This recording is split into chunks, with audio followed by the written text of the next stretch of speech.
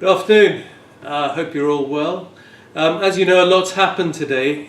We've had a rate decision from the Bank of England.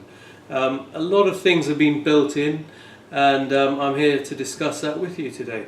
I've also got my charming new trainee with us today, Alia, who's going to be helping me with asking a few questions that maybe you have as well. So we're going to cover a lot of points. So over to you, Alia. Thank you very much, Ravi.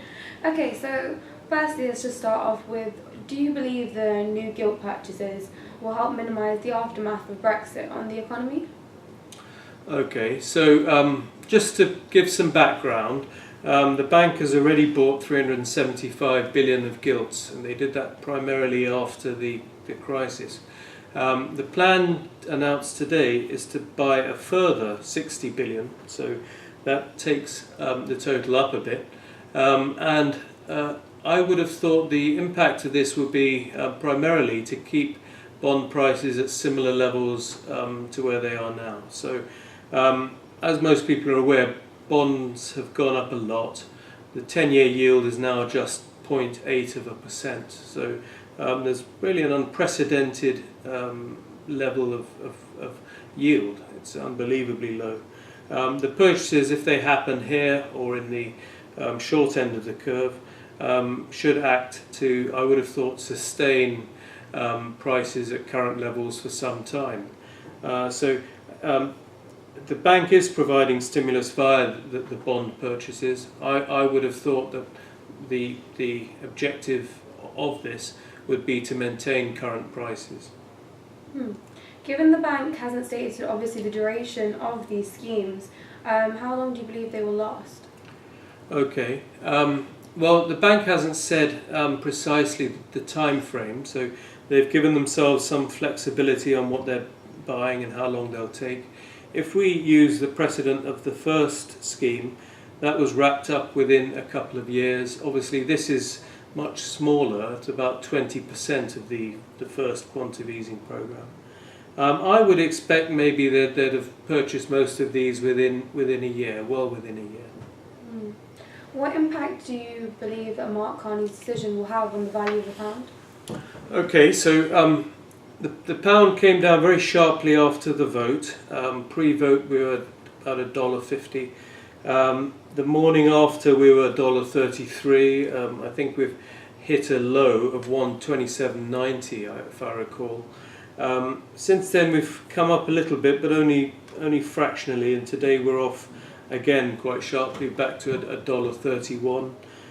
Against the euro, there's been a similar loss of value in percentage terms, and today we're back to €1.18. Obviously, when a country cuts interest rates to the extent that that's not priced in, that can produce an exaggerated move in the external value of the currency. This rate cut was expected, but we have also had today a sharp move down.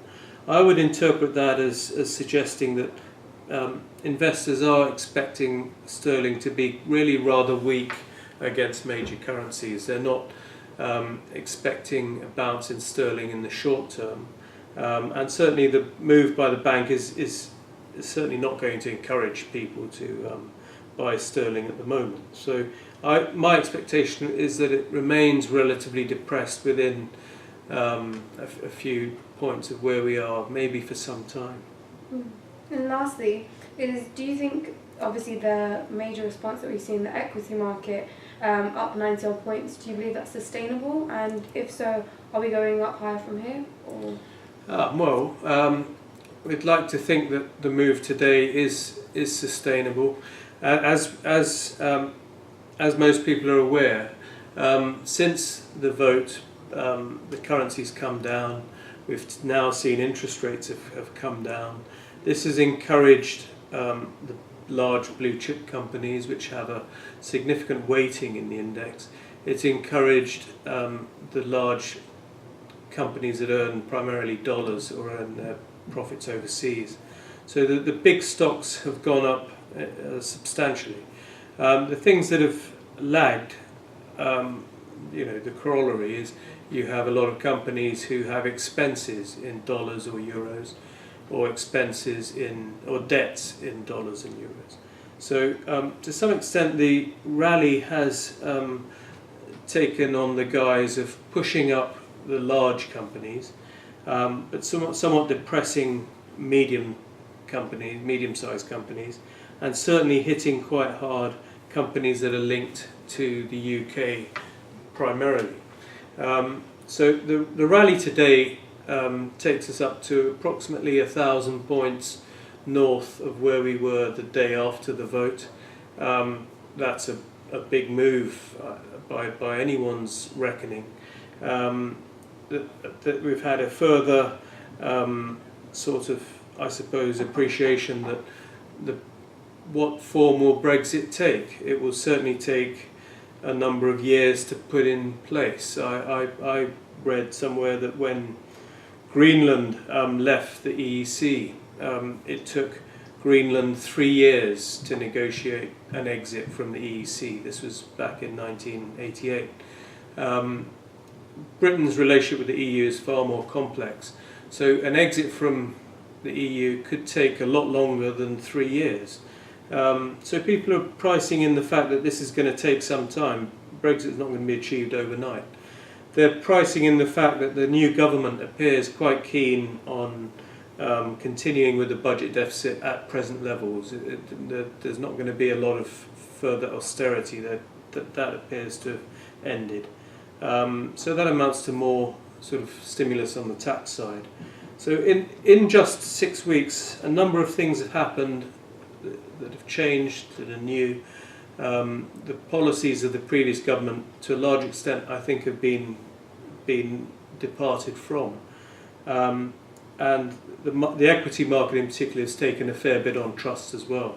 So I'm hopeful that the market will continue to push on from here. It would be encouraging to see some better corporate results, which hopefully will feed through in due course. But I'm reasonably encouraged at this level that we'll still have significant interest, hopefully in some of the stocks that have lagged behind the rally. So not necessarily in the major stocks, but in the mid caps and small caps, where the valuations still, to me, appear very attractive. Any more for me, Annie? No, I think that's it. Great. Thank you very much. Okay. Thank you very much, and I hope that puts some more meat on the bone, if you like, explanation. If you have any questions, please email us directly, and I'll be happy to answer them. Otherwise, happy investing, and thank you.